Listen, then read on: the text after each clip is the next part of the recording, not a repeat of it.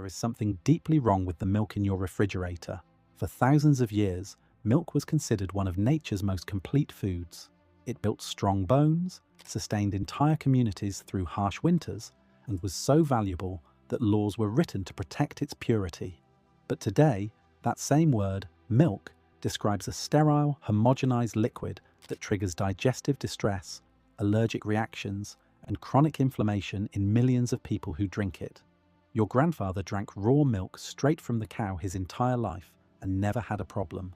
So what changed? The answer isn't lactose intolerance. The answer is that modern milk has been so heavily processed, so fundamentally altered that your body no longer recognizes it as food. In 1387, in a farming village outside Canterbury, a family of 5 could survive the winter on the milk from 2 cows. That milk provided complete protein, healthy fats, fat-soluble vitamins A, D, and K2, beneficial bacteria, and enzymes that aided digestion. Children grew strong, adults maintained muscle and bone density, the elderly stayed mobile into their 70s. This wasn't luck. This was nutrition delivered in its most bioavailable form. Medieval milk came warm from the cow, consumed within hours, rich with cream that rose to the top, teeming with beneficial microorganisms that protected the gut and crowded out pathogens. It was alive. The milk in your grocery store has been dead for weeks. Fast forward to today. 70% of the global population reports some degree of lactose intolerance. Milk allergies are among the most common food allergies in children. Doctors routinely recommend eliminating dairy to reduce inflammation, sinus congestion, and skin conditions. Entire industries have sprung up selling almond milk, oat milk, soy milk, anything but real milk, because real milk makes people sick. But here's what they won't tell you. The problem isn't the milk. The problem is what we've done to it. Modern milk is pasteurized at temperatures that destroy enzymes, homogenized under pressure that fractures fat molecules, separated and recombined to standardize fat content, then fortified with synthetic vitamins to replace what processing destroyed. This isn't milk. It's a reconstituted dairy product optimized for shelf life and profit margins, not human health. Before we go further, drop a comment below.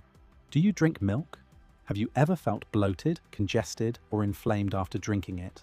Or have you given up dairy entirely because you thought you were intolerant? Let us know, because what you're about to learn will change how you see every gallon on the shelf. Section 1. The modern failure. Milk that isn't milk. Walk into any supermarket and you'll see rows of plastic jugs labeled whole milk, 2%, skim, lactose-free, organic, ultra-pasteurized. All of them share one thing. They've been heat-treated to kill bacteria. Pasteurization, named after Louis Pasteur, was introduced in the late 1800s as a public health measure to prevent the spread of tuberculosis and other diseases transmitted through contaminated milk. In crowded, filthy industrial dairies where cows stood in their own waste and were fed distillery slop, pasteurization made sense. It saved lives, but it also fundamentally changed the milk. Pasteurization heats milk to at least 161 degrees Fahrenheit for 15 seconds. Ultra-pasteurization, increasingly common today, heats it to 280 degrees for just 2 seconds. These temperatures destroy not just harmful bacteria, but also beneficial bacteria like lactobacillus and bifidobacterium that aid digestion. They denature proteins, making them harder to digest and more likely to trigger immune responses. They destroy enzymes like lactase, the very enzyme your body needs to digest lactose, and lipase, which helps break down fats. Medieval milk was raw. It contained lactase naturally, which meant even people with lower lactase production could digest it without discomfort. The bacteria in raw milk pre-digested some of the lactose, reducing the load on your system. When you drink pasteurized milk, you're consuming lactose without the enzyme needed to process it. Your gut struggles. Undigested lactose ferments in your intestines, producing gas, bloating, cramping, and diarrhea. Then doctors tell you you're lactose intolerant. No, your body is reacting normally to an incomplete food. Then there's homogenization. This process forces milk through a fine screen under high pressure, breaking up the fat globules so the cream doesn't separate and rise to the top.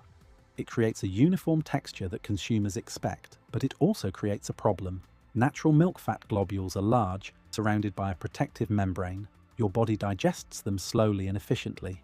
Homogenized fat globules are tiny, with damaged membranes. They pass through your gut lining more easily, potentially triggering inflammatory and allergic responses. Some researchers believe this is why milk allergies and sensitivities have increased since homogenization became standard in the 1930s. Medieval milk was never homogenized. The cream rose to the top. You skimmed it off to make butter and cheese, or you shook the container to mix it back in. Either way, the fat structure remained intact and digestible. Modern dairies also standardize fat content. Milk is separated into cream and skim milk, then recombined to hit exact percentages. Whole milk is 3.25% fat. 2% is exactly that. Skim milk has the fat removed entirely. Then synthetic vitamins A and D are added back because those vitamins are fat-soluble and were lost with the cream. This process treats milk like a chemical formula instead of a whole food. Medieval milk had a fat content that varied by season, by breed, by what the cow ate. In spring, when cows grazed on fresh grass, the milk was rich in omega-3 fatty acids and beta-carotene, giving it a golden color. In winter, when cows ate hay, the fat content dropped slightly, but the milk remained nutritious. This variation was natural and healthy. Standardization removes that complexity and creates a product that behaves the same way every time, but nourishes you less. Cows themselves are different. Medieval cows were small, hardy breeds that grazed on pasture year-round in temperate climates, or were fed hay and root vegetables in winter. They produced milk only when nursing calves, about 1,500 to 2,000 pounds of milk per year. Modern Holstein cows, the dominant breed in industrial dairies, have been bred to produce over 23,000 pounds of milk per year. They're fed a high-energy diet of corn, soy, and grains, foods that cows are not designed to digest efficiently. This diet causes digestive stress, requiring antibiotics to prevent infection. It also changes the nutritional profile of the milk. Grain-fed cows produce milk with lower omega-3 fatty acids, lower conjugated linoleic acid, or CLA, a fat that supports immune function and reduces inflammation, and lower levels of vitamins E and beta-carotene. Grass-fed cows, like medieval cows, produce milk that is nutritionally superior in every measurable way. Modern industrial milk is also a product of confinement. Cows in large-scale dairies often spend their lives indoors, standing on concrete, never seeing a pasture. The stress weakens their immune systems. Mastitis, an infection of the udder, is common. Pus and bacteria from infected udders enter the milk. Pasteurization kills the bacteria, but the somatic cell count, a measure of pus cells in milk, remains. US regulations allow up to 750,000 somatic cells per milliliter. Europe allows 400,000. Medieval milk had virtually none because healthy cows grazing on pasture rarely developed infections. The result of all this processing is a liquid that looks like milk and is sold as milk but behaves in your body more like an inflammatory toxin than a nourishing food. It spikes insulin. It triggers mucus production. It disrupts your gut microbiome, and when you react to it, the medical establishment blames you. You're lactose intolerant. You're allergic. You have a sensitivity. No. You're reacting normally to a product that's been stripped of everything that made it digestible and safe. Section 2. The investigation. Clues from the medieval dairy. To understand why medieval milk was different, we have to go back to the source. The cow. Medieval Europe had dozens of regional cattle breeds, each adapted to local conditions. In the Scottish Highlands, small, shaggy Highland cattle grazed on rough terrain and produced rich, fatty milk perfect for butter and cheese. In the Swiss Alps, brown Swiss cows thrived at high altitudes, producing milk with high protein content ideal for cheese making. In England, shorthorn cattle grazed on lush pastures, giving milk with balanced fat and protein. These breeds weren't selected for maximum yield. They were selected for hardiness, disease resistance, and the ability to thrive on local forage. The result was healthier animals and better milk. These cows grazed on biodiverse pastures, not monoculture grass fields, but meadows with dozens of plant species, clovers, herbs, wildflowers, each contributing different nutrients. When a cow eats a variety of plants, the milk reflects that complexity. Studies have shown that pasture-raised cows produce milk with up to 5 times more CLA than grain-fed cows, significantly higher omega-3 fatty acids, and greater concentrations of fat-soluble vitamins. Medieval cows ate what nature provided, and their milk was nutritionally dense as a result. Milking was done by hand twice a day, in the early morning and late afternoon. The milk went directly into wooden buckets or ceramic pots, never touching metal or plastic. It was consumed within hours or processed immediately into butter, cheese, or buttermilk. There was no refrigeration, so preservation methods relied on fermentation. Milk left to sit naturally soured as beneficial lactic acid bacteria consumed the lactose and produced lactic acid. This created what we now call clabber, a thick, tangy cultured milk that was highly digestible and rich in probiotics. Cheese making and butter making were weekly rituals. Nothing was wasted. Whey, the liquid byproduct of cheese making, was fed to pigs or used in baking. Buttermilk, left after churning butter, was drunk or used to make soda bread.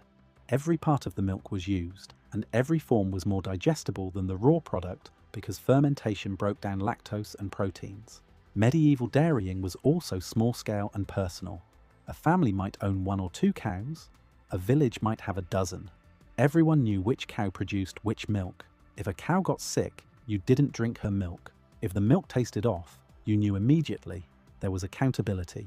Compare that to today, where your gallon of milk is an anonymous blend from hundreds or even thousands of cows, pulled together in massive tanker trucks, homogenized and pasteurized in facilities processing millions of gallons a week.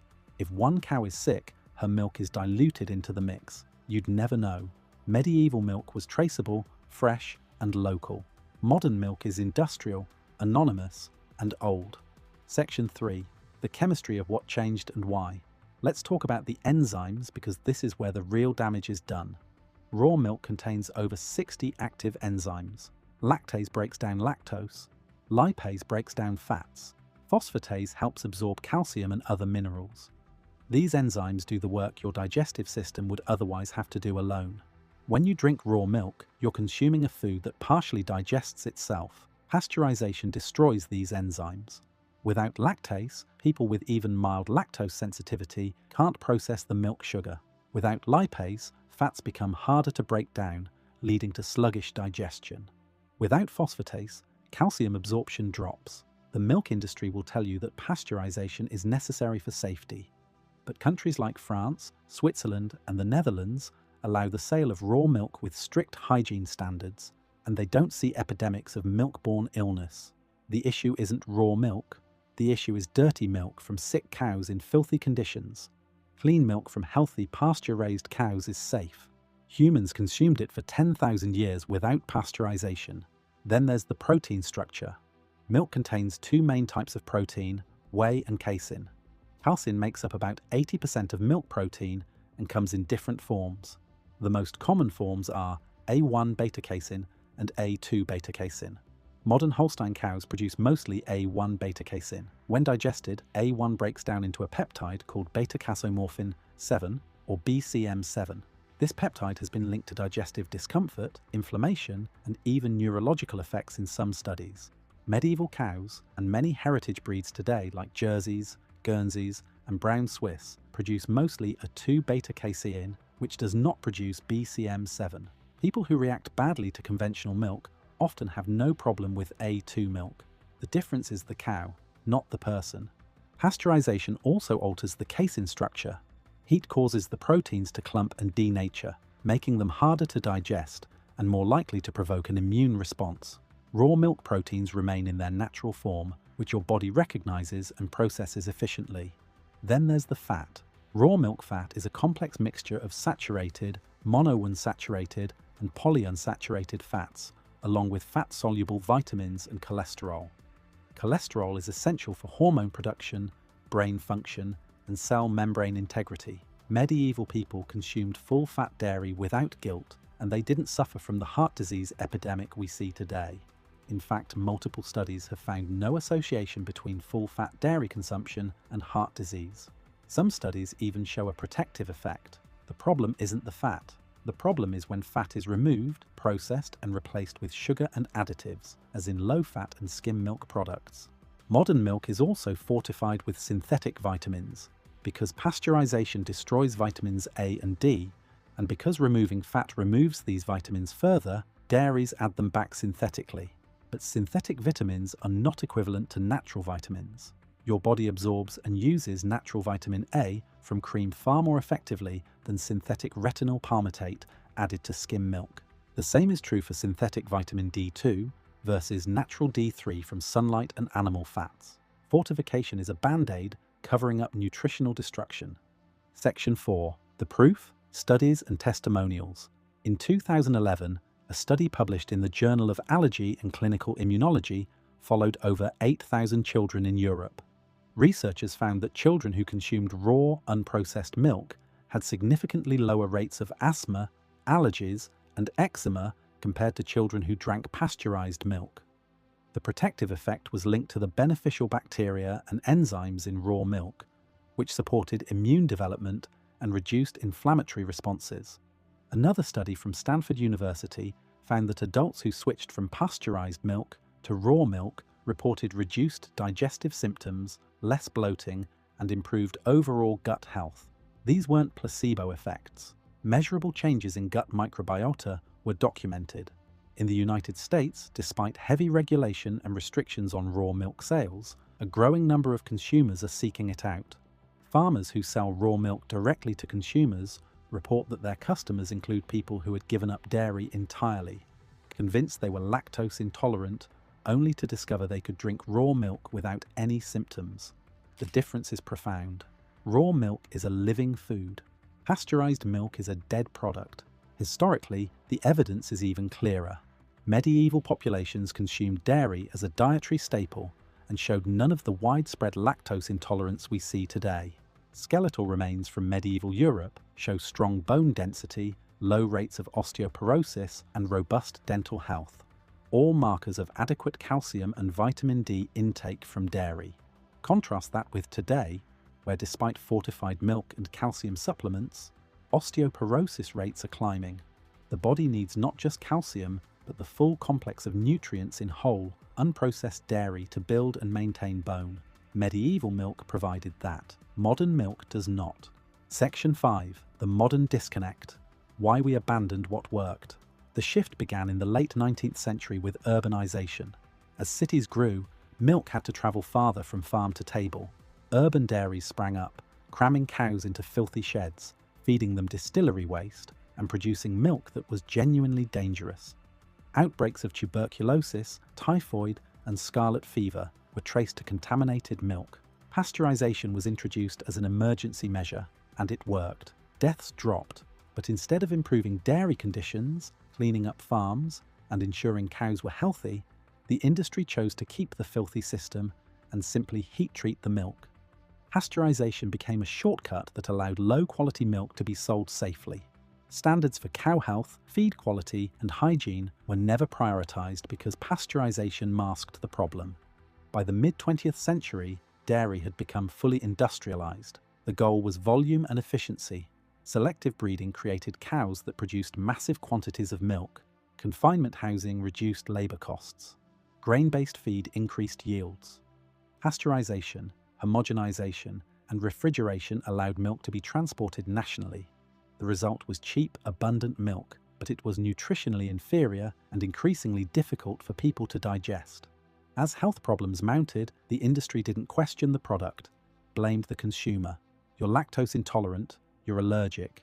Try our lactose-free formula, try our skim milk, try our fortified version. Each solution added more processing, more expense, more distance from the original food. Meanwhile, raw milk was vilified. Regulations were passed in most US states banning or heavily restricting its sale. The narrative became that raw milk is dangerous, a relic of a primitive past. But this narrative serves the industrial dairy complex. Raw milk can't be mass-produced or transported long distances. It requires healthy cows, clean facilities, and local distribution. It's inherently small-scale, and it's inherently better. The industry couldn't compete, so they regulated it out of existence. Section 6. Practical application. How to drink milk again. If you want to drink milk that nourishes instead of harms, you have a few paths forward. First, seek out raw milk. Depending on where you live, it may be legal to buy directly from a farm, through a herd share program, or at a farmer's market. Look for farms that pasture-raise their cows, practice rotational grazing, and test their milk regularly for safety. Raw milk from healthy grass-fed cows is one of the most nutrient-dense foods you can consume. It's rich in probiotics, enzymes, vitamins, healthy fats, and complete protein. Many people who thought they were lactose intolerant discover they can drink raw milk without any issues. Second, if raw milk isn't accessible or legal in your area, seek out low-temperature pasteurized, non-homogenized milk from grass-fed cows. Some small dairies use gentler pasteurization methods that preserve more enzymes and nutrients. Non-homogenized milk, often sold in glass bottles with cream on top, retains the natural fat structure that's easier to digest. Look for brands that emphasize pasture-raised, A2 protein, or organic certification. These aren't perfect, but they're far superior to conventional milk. Third, consider fermented dairy. Yogurt, kefir, and aged cheeses made from high-quality milk are easier to digest because the fermentation process breaks down lactose and proteins. Choose full-fat versions made from organic or grass-fed milk. Avoid products with added sugars, thickeners, or artificial flavors. Traditional fermented dairy, like the clabber and buttermilk medieval families consumed, is a powerful probiotic food that supports gut health and immune function. Fourth, if you choose to avoid dairy entirely, understand that the issue may not be dairy itself, but the industrial processing. Many people who eliminate pasteurized, homogenized milk feel better simply because they've removed an inflammatory trigger. But don't assume all dairy is the problem. Experiment with raw or minimally processed options before writing off an entire food group that sustained human health for millennia. Medieval milk was a superfood because it was whole, raw, fresh, and came from healthy, pasture-raised animals. It contained everything your body needed to digest and absorb it. Modern milk has been stripped, heated, homogenized, standardized, and fortified to the point where it barely resembles the original food. And then we wonder why it makes us sick. If you're getting value from this, hit that like button and subscribe. We're uncovering the knowledge the food industry buried, one forgotten truth at a time. The medieval peasant with his fresh bucket of milk wasn't primitive. He was drinking a complete living food that had been perfected over thousands of years. We traded that for convenience, shelf life, and industrial efficiency. And we're paying the price in chronic inflammation, digestive disorders, and weakened immunity. The solution isn't to avoid milk. The solution is to demand real milk. Milk from cows that graze on pasture. Milk that hasn't been cooked, pressurized, or chemically altered. Milk that your great-grandfather would recognize as milk. The secret was never lost. It was just buried under decades of industrial propaganda. Every time you choose real milk, you reclaim a piece of that ancient wisdom. Wisdom that kept people strong when life was hard. Wisdom that still works today. Subscribe, and let's keep digging.